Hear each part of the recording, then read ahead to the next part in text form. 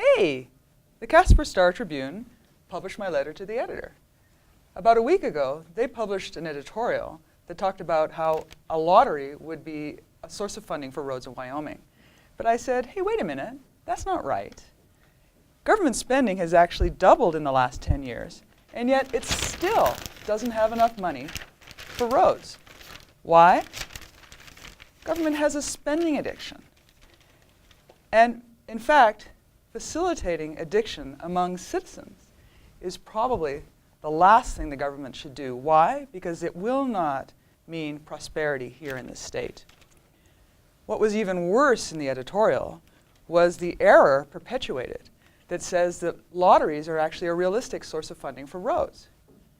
But according to a Legislative Service Office report in 2010, a Wyoming lottery at most would bring in about $34 million per year.